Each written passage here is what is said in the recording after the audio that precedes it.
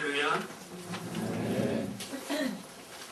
만나 뵙게 돼서 반갑습니다.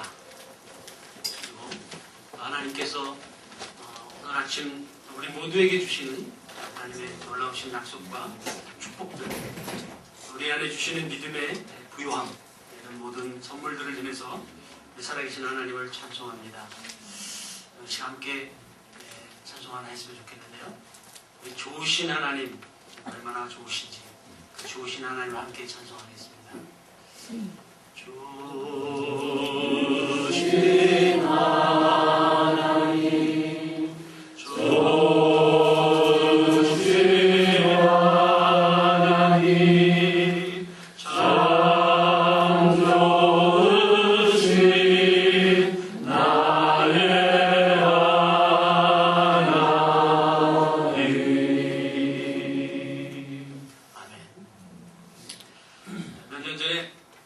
오늘 저녁에 집에 들어가니까 저희 둘째 아들이 빨간 티셔츠를 사다 놓고 하얀 물감을 가지고 티셔츠에다가 글씨를 쓰고 있더라고요. 이더래 그래가지고 그래서 야 너 뭐하냐 그랬더니 아빠 이걸 입고 밤에 응원을 하러 가야 된대. 2002년 월드컵 때 온 국민을 열광의 도가니에 몰아놨던 2002년 월드컵. 아마 축구 경기보다도 그 응원의 열기가 우리에게 가져다는 큰 선물이 있다고 생각합니다. 그것은 우리가 하나가 돼서 우리 민족도 무엇인가 할 수 있다. 이런 기대와 용기죠. 게임을 볼 때마다 아주 흥분되고 기대가 되는 장면 하나는 한쪽 스탠드를 가득 메우고 응원단들이 카드 섹션을 해요. 아니면 커다란 플랜카드가 쫙 펼쳐지는데 꿈은 이루어진다. 그 꿈은 이루어진다는 말을 성경에서 이렇게 표현합니다. 믿음은 바라는 것들의 실상이요 보지 못하는 것들의 증거다. 또 좀 쉽게 성경을 이렇게 번역했는데 믿음은 우리가 바라는 것들에 대해서 확신하는 것이다. 또한 보이지는 않지만 그것이 사실임을 아는 것이다. 성경은 꿈은 이루어진다고 하는 믿음의 역사이면서 믿음의 사람들에 의해서 만들어지는 믿음의 사람들에 의해서 쓰여지고 있는 하나님의 이야기, 곧 하나님의 비전을 어떻게 성취해가고 있는지를 우리에게 가르쳐주는 역사입니다. 오늘 본문에 나오는 여호수아 그리고 갈렙, 믿음의 사람으로 유명한 사람들입니다. 여호수아와 갈렙도 바로 믿음의 사람들이었습니다. 이스라엘 백성들이 애굽에서 나와서 가나안 땅을 향해 가던 중에 가데스 바네아에 진을 치고 그리고 가나안 땅을 정복하기 위한 작전을 세웁니다. 그 작전 가운데 하나는 먼저 12지파 가운데 대표를 한 사람씩 뽑아서 이 가나안 땅을 정탐하게 하는 것입니다. 그 지형을 정탐하고 그곳에 사는 사람들과 그 성읍들을 정탐하게 하고 그리고서 40일 동안을 정탐꾼들이 가서 보고 돌아와서 이스라엘 백성들 앞에 서서 보고를 합니다. 먼저 대다수를 차지하고는 10명의 정탐꾼들이 일어나서 한 가지로 하는 이야기가 있었습니다. 그것은 무엇입니까? 우리는 할 수 없습니다. 하나님이 주시겠다고 약속하신 가나안 땅, 그 꿈을 안고 우리가 여기까지 왔지만 우리가 가나안에 들어가서 살펴보니 그곳의 성읍들은 견고하고 그곳에 사는 사람들은 우리보다 키가 훨씬 크고 장대한 아낙자손들이 그 땅에 살고 있는데 그들의 보기에 우리는 메뚜기 같습니다. 우리가 그곳을 정복한다는 건 불가능한 일입니다. 이 보고를 들었던 이스라엘 백성들이 한결같이 낙심하고 하나님을 원망하고 모세를 원망하고 그리고는 우리가 돌아가는 것이 차라리 낫겠다. 땅을 치고 보따리를 쌉니다. 이때 젊은 여호수아와 갈렙이 일어나서 이야기합니다. 여러분 진정하십시오. 저희들의 이야기도 좀 들어보십시오. 지금 이분들이 이야기한 이야기가 맞습니다. 그러나 하나님이 우리와 함께 하시면 가나안 땅을 우리가 정복할 수 있습니다. 이럴 때 여러분들이 아멘 하십니다. 보통 다른 데 가서 하면 아멘이 나오는데 하나님이 함께 하시면 그 가나안 땅, 비록 그들이 장대하지만 그러나 그것은 우리의 땅이 되고 오히려 그들이 우리의 밥이 될 수 있다. 이렇게 얘기합니다. 그 믿음을 따라서 이스라엘 백성들이 요단강을 건너갔습니다. 여리고성을 정복했습니다. 그리고 가나안 땅을 놓고 12지파가 다시 모여서 이제 그 땅을 지파별로 어떻게 나눌 것인가를 회의를 합니다. 이때 갈렙이 유다 지파의 대표로서 여호수아 장군에게 이야기합니다. 장군, 하나님이 그날에 우리에게 약속하신 이 산지를 우리에게 주십시오. 그런 지도에다가 딱 손을 얹는데 그 땅은 헤브론 땅입니다. 그런데 갈렙이 이어서 이야기하는 대로 그 헤브론 땅은 어떤 땅입니까? 그 땅은 비록 성읍이 견고하고 크고 그 땅에는 장대한 아낙자손들이 살고 있지만 그러니까 그 땅을 정복하기가 쉽다는 거예요? 어렵다는 거예요? 어렵다는 겁니다. 그러나 하나님이 우리와 함께 하시면 그 땅을 우리가 정복할 수 있습니다. 그렇게 이야기하면서 이 갈렙은 이 헤브론 땅을 달라고 이야기합니다. 그러면 지금 우리가 정복해야 될 헤브론, 우리가 정복해야 될 그 산지는 무엇입니까? 개인적으로는 하나님이 우리에게 약속하신 하나님의 새 사람을 완전하게 우리가 이루는 것, 또 우리의 삶 속에 우리가 아직도 정복하지 못하고 아니면 어쩌면 우리가 아직도 노예로 묶여서 주의 사슬을 끊지 못하고 있는 삶의 부분들이 있습니다. 아니면 아직도 하나님이 우리에게 주신 꿈이 있지만 그 꿈을 이루지 못하고 있는 것들이 있을 수 있습니다. 많은 장벽들 때문에, 많은 환경의 어려움들 때문에, 아니면 실패 때문에 그런 모든 것들이 우리가 정복해야 될 산지들입니다. 가정적으로도 우리가 정복해야 될 많은 일들이 있습니다. 관계 안에서의 어려움도 마찬가지로 우리가 정복해야 될 땅들입니다. 또 한 가지, 하나님은 열방에 하나님의 영광을 선포하시기 위해서 이스라엘 민족들을 구별하시고 그들을 불러내셨습니다. 그리고 그들의 하나님이 되시고 그들을 향해서 너희가 내 백성이 된다고 말씀하시면서 내가 너희를 제사장 나라로 삼겠다 말씀하셨습니다. 그렇습니다. 하나님의 목적은 이방 민족들을 심판하시는 것이 아니라 오히려 그들로 하여금 하나님을 알게 하고 그리고 그 모든 이방 민족들이 하나님께로 돌아와서 하나님만을 예배하며 살아가는 것, 그리고 온 땅이 하나님이 다스리시는 나라가 되는 것, 그것이 하나님이 계획하고 계시는 것입니다. 그리고 그것을 이스라엘 민족들에게 명령하셨고 그리고 그것을 모든 교회에 명령하셨습니다. 사랑하는 여러분, 우리는 예수 그리스도의 보배로운 피로 구속함을 얻은 사람들입니다. 뿐만 아니라 하나님의 자녀들, 왕같은 제사장, 거룩한 백성이 된 사람들입니다. 그리고 예수 그리스도의 십자가의 부활을 증거해야 할 증인들입니다. 하나님께서는 우리에게도 같은 명령과 약속을 주셨습니다. 그것이 무엇입니까? 그것은 모든 족속에게 복음을 전하고 그들을 구원하라는 것입니다. 열방에 천국 복음을 전파하라는 것입니다. 예수님께서 승천하시기 전에 제자들에게 놀라운 말씀을 하셨습니다. 너희는 예루살렘과 온 유대와 사마리아와 땅끝까지 이르러 내 증인이 되리라. 그렇게 말씀하셨습니다. 이것이 예수님의 십자가와 부활로 구원받은 모든 사람들이 정복해야 될 약속의 땅입니다. 아직 그리스도의 이름이 불려지지 않는 땅, 모든 개인과 가정과 이 민족과 이 모든 세상이 다 우리가 가서 정복해야 될 약속의 땅들입니다. 목사들이 항상 준비해야 될 것이 세 가지가 있다고 해요. 첫째는 언제든지 하나님이 부르시면 이사갈 준비하는 것입니다. 제가 이사가 온 숫자를 생각해 보니까 굉장히 많아요. 또 하나는 언제든지 설교할 준비를 해야 된다.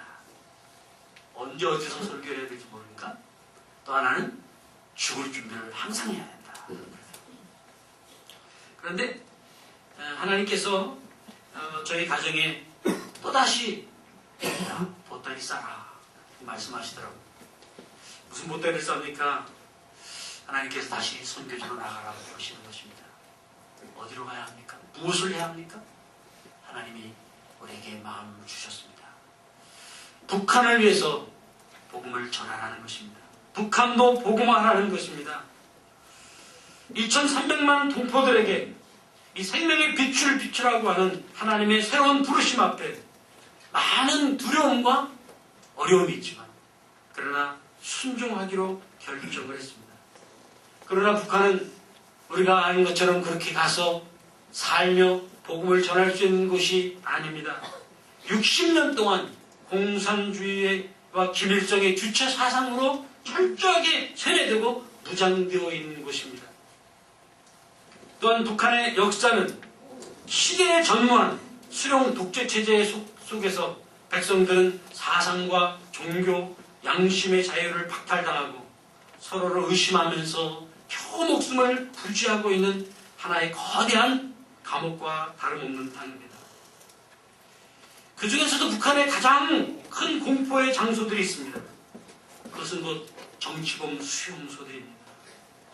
지난 13일 날 양재동에 있는 교육문화회관에서 요독 스토리라고 하는 뮤지컬이 열렸습니다. 그 요독 스토리는 탈북을 한 영화 감독이 북한의 실상을 알리고 그리고 또 우리 남한에 있는 모든 사람들에게 북한에 대한 관심을 갖도록 하기 위해서 그가 만든 작품입니다. 동서고금의 유래를 찾아볼 수 없는 이런 정치범 수용소, 북한의 사회주의가 만들어낸 인권 유린의 전초 기지, 그리고 북한 땅 자체가 정치범 수용소로 전락해버린 21세기의 포로 수용소, 쥐를 잡기 위해서 무리지어 쫓아다니는 아이들, 허기진 배를 채우기 위해서 감자를 훔쳐먹었다가 손목이 잘려나가는 아이들, 살인적인 그런 강제노동, 공개 처형된 사람들의 피를 얼굴에 바르도록 강요당하는 비인격적인 그런 형태들, 탈북자들이 등반한 대로 북한 정치범 수용소는 살아있는 것 자체가 가장 큰 고통이고 치욕적인 곳, 자신의 생명을 저주하게 만들어버리는 곳이라고 합니다. 이 작품을 만든 감독은 이렇게 이야기합니다. 죽어서나 나갈 수 있을까? 빛을 볼 수 있을까? 철조망과 콘크리트로 둘러싸인 요독, 죽음의 땅, 눈앞에 펼쳐지는 잡히지 않는 꿈, 요독의 깊은 숨소리를 전하려 한다. 끝없는 철조망 사이로 사랑 노래를 불러 이곳 서울에서 함경, 남도, 요독군 수용소까지 억울하게 끌려와서 평생을 아무 희망도 없이 살아가야 할 수감자들에게 다시 태어날 수 있는 기다림의 한 생명 살아 숨쉴 수 있게 노래하리라. 그는 이 뮤지컬을 만들면서 이런 기대를 가지고 만들었습니다. 자신의 아버지가 2002년도 요독 수용소에서 돌팔매질에 맞아서 돌아가시고 그 아버지의 한을 풀어드리기 위해서, 아니 같은 처지에 놓여 있는 북한 주민들의 이 한을 풀어주기 위해서 이 작품을 만들었다고 말합니다. 그렇습니다.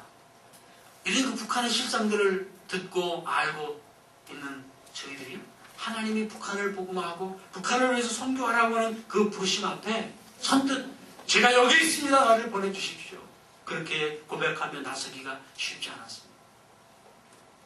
정들고 이제 이 땅에 뿌리 내리고 살아갈 만한데 또다시 가야 합니까? 사랑하는 많은 사람들이 있는데 이것을 두고 또 가야 합니까? 뭐 이런 많은 아쉬움들, 비련들이 있죠. 더 큰 것은 두려움입니다. 앞이 보이지 않습니다. 무엇을 어떻게 어디서부터 시작해야 될지 보이지 않는데 어떻게 그래도 어느 날 한 권사님이 전화를 하셨어요. 은퇴하신 권사님인데 전화를 하셔서 선교사님, 저희 교회 은퇴 권사님들이 양화진 선교사 묘지를 좀 방문하려고 하는데 좀 안내 좀 해주십시오. 예. 그럼 전화를 드리고 이제 그분들을 모시고 양화진에 갔습니다.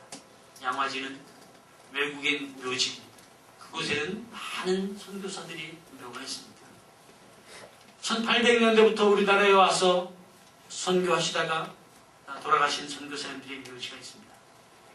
그 중에 선교사님들을 쭉 소개를 하다가 마지막에 언더우드 선교사의 묘에서 1886년 아내와 함께 제물포항에 처음 도착한 언더우드 선교사, 이 땅에 와서 세브란스 병원과 연세대학교를 세우고 많은 선교를 했던 그 언더우드 선교사의 묘가 있습니다. 그 언더우드 선교사가 이 땅에 와서 자신이 겪고 있는 마음의 두려움들을 표현한 시가 하나 있습니다. 보이지 않는 조선의 마음이라는 시였습니다. 하나님, 마치 하늘에서 뚝 떨어뜨려 놓은 것 같이 우리가 이 조선 땅에 떨어져 있습니다. 그런데 앞이 보이지 않습니다. 언제 이 조정의 문이 열리고 선교의 문이 열릴지 보이지 않습니다. 굳게 닫힌 그 여인들의 문을 언제 우리가 열고 복음을 전할 수 있을런지, 굳게 닫혀있는 이 조선 사람들의 마음을 언제 열고 우리가 복음을 전할 수 있을지 보이지 않습니다. 그들은 우리를 서양 귀신 양기자라고 놀려댑니다. 그러나 하나님께서 이 땅의 이곳 백성들에게도 구원을 허락하시고 우리와 같은 마음으로 하나님을 예배하며 찬송하게 될 날이 올 줄로 믿습니다. 하나님, 제가 순종하겠습니다. 그런 고백을 합니다. 이 언더우드 선교사의 이런 시를 쭉 소개하는데, 그때 제가 마음속에 가지고 있었던 그 두려움과 불안, 그것이 그 시에 하나하나 담겨져 있는 거예요. 그러면서 이 언더우드 선교사가 그런 두려움이 있지만 그러나 하나님의 약속을 믿고 순종하겠다고 하는 그 결단을 보면서 저도 마음속에 하나님, 두렵지만 저도 순종하겠습니다. 그리고 이제 북한 선교를 위해서 순종하기로 결정을 했습니다. 하나님께서 특별히 작년 가을에 좋은 시간들을 주셨는데, 그것은 많은 시간 말씀을 읽고 기도할 수 있는 시간이었습니다. 매일 말씀을 읽고 기도하는데 하나님이 이 북한을 위해서 주시는 놀라운 비전이 있었어요. 첫 번째는 에스겔서 38장 23절에서 28절에 있는 말씀인데, 내가 그 땅에서 내 이름을 거룩하게 하겠다는 하나님의 말씀입니다. 우리 에스겔서 23장, 에스겔서 36장 23절 말씀을 찾아서 같이 한번 읽어보시겠습니다.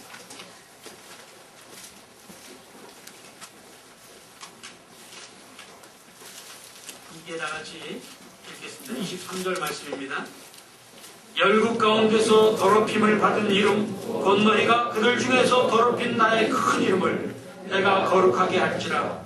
내가 그들의 목전에서 너희로 인하여 나의 거룩함을 나타내리니 열국 사람이 나를 여호와인 줄 알리라. 나 주 여호와의 말이니라. 아멘.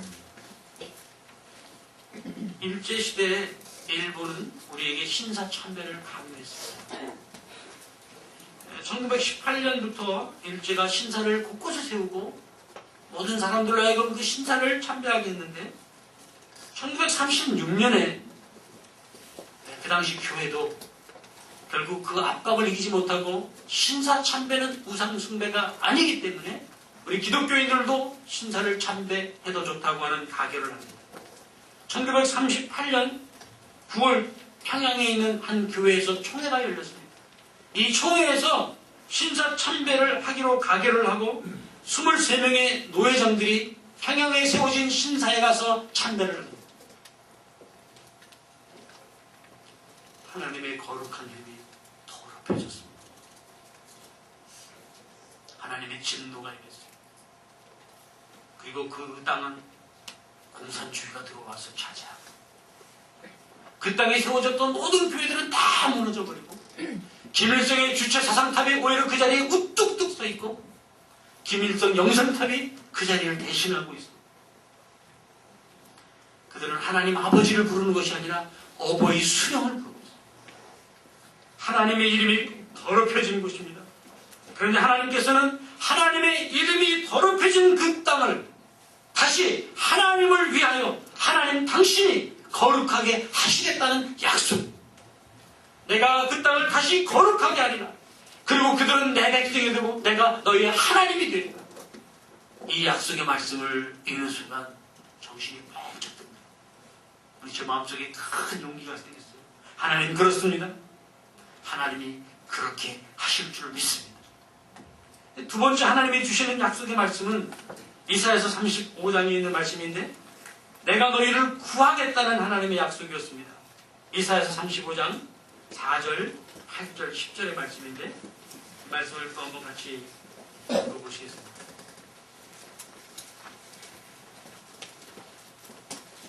이사야 35장 4절 말씀을 다 같이 한번 읽겠습니다. 겁내는 자에게 이르기를 너는 굳세게 하라. 두려워 말라. 보라 너희 하나님이 오사 보수하시며 보복하여 주실 것이라. 그가 오사 너희를 구하시리라 하라. 아멘. 10절 말씀을 다 같이 읽습니다.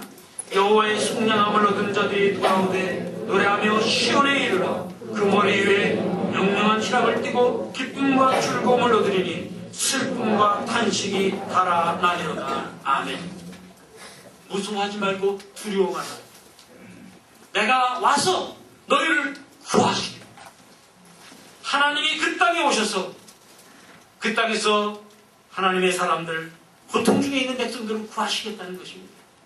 그리고 이제 그들이 고통은 다 지나가고 탄식이 지나가고 오히려 그들의 머리 위에 영영한 희락과 기쁨을 띠고 하나님께로 나아올 것이라는 것입니다. 하나님이 그렇게 하시겠다는 약속의 말씀입니다. 이 말씀들이 저에게는 큰 힘이 되었습니다. 저 이제 50이 넘었는데 제 친구들 가운데 보면 벌써 명퇴를 당해가지고 늘 집안에만 있는 친구들이 있더라고요. 은행장 하다가도 그만두고 이런 친구들이 있더라고요. 사실 사회적으로 보면 그렇죠. 직장을 새로 구하기도 어렵습니다. 그러나 하나님께서 저희들을 다시 부르셨습니다. 하나님이 다시 쓰시겠다는 거죠. 그리고 우리에게 북한을 복음하기 위해서 너희가 가라는 거죠. 얼마나 하나님 앞에 감사한지. 그러나 하나님이 주시는 이 약속의 말씀들이 없다면 우리는 감히 나갈 수 없습니다. 아무것도 할 수 없죠. 그러나 하나님이 주시는 약속의 말씀들 때문에 우리가 감히 일어설 수 있었습니다. 우리가 가서 복음을 전하고 그리고 영적인 전쟁을 해서 정복해야 될 그 땅들은 강한 우상이 가득한 땅들입니다. 사단이 견고한 진을 치고 있습니다. 핍박을 당하고 그리고 또 많은 위험들이 있을 수 있습니다. 쫓겨날 수도 있습니다. 그러나 어떤 대가를 지불하더라도 반드시 그 일을 해야 합니다. 그리고 이 전쟁은 이미 하나님이 승리하신 전쟁입니다. 북한에 2,300만 명, 아니 1,900만입니다. 1994년부터 시작된 기근으로 인해서 300만 명 이상이 굶어 죽었기 때문에 1,900만 명 정도가 지금 살고 있다고 합니다. 이 북한의 동포들, 그 땅과 그 백성들은 하나님의 것입니다. 북한 함경북도 요독 15관리소에 수감된 정치범 리태식이 요독 스토리라는 그 드라마 뮤지컬에서 총살 직전에 이렇게 절규하며 부르짖습니다. 하늘에 계신 아버지, 거기 계시지요. 우리를 이 직결 심판대에 세우지 마시고 이곳 수용소에서 구해주십시오. 아버지, 남조선에만 가지 마시고 이 공화국 땅에도 와주소서. 아버지의 나라가 이곳에도 세워지게 해주시고 아버지 제발 이 땅에 오소서. 총살을 당하기 직전에 그렇게 부르짖고 있습니다. 그리고 이 요독 스토리는 이렇게 막을 내리는데, 요독이라는 어린아이가 그렇게 부르짖습니다. 잊지 마세요. 잊지 마세요. 요독이를 잊지 마세요. 우리는 지난 60년 동안 잊고 살아왔습니다. 심지어는 우리의 가족들이 북한에 있는데도 믿고 살아왔어요. 남북 통일을 해달라고, 북한을 보고만 해달라고 그렇게 부르짖으면서도 사실은 우리는 우리의 삶 속에 까맣게 잊고 살았어요. 그러나 하나님께서 북한에 있는 사람들을 대북시키시고 그들 가운데 한 사람을 세워서 북한의 이런 실상들을 우리에게 알리기 위해서 이런 뮤지컬을 만들고 그 뮤지컬을 통해서 우리 모두에게 부르짖고 있는 것입니다. 와서 우리를 도와주십시오.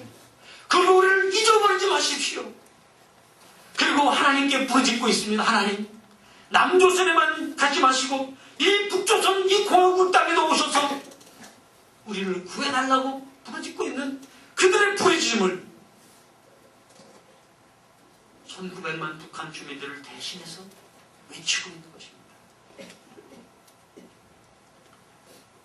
사랑하는 여러분, 우리 모두가 함께 하나님의 이런 새로운 부르심을 받고 있습니다. 하나님이 약속하신 이 산지를 정복하기 위해서 하나님은 저와 이한교회를 보내시는 것입니다. 오늘 본문 여호수아서 14장 15절 말씀을 함께 큰 소리로 읽어보겠습니다.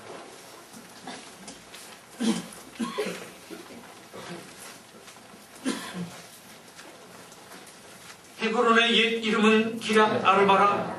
아르바는 아낙 사람 가운데 가장 큰 사람이었더라. 그 땅에 전쟁이 그쳤더라. 아멘. 그렇습니다. 하나님의 약속, 하나님이 주시는 꿈은 반드시 이루어집니다. 북한을 보고만 하는 하나님이 주신 이 꿈을 이루기 위해서 이 세상과 이 민족을 위해서 하나님이 세우신 꿈의 동산 이한교회와 함께 저희 가정을 선교지로 나가게 하시는 하나님을 찬양합니다.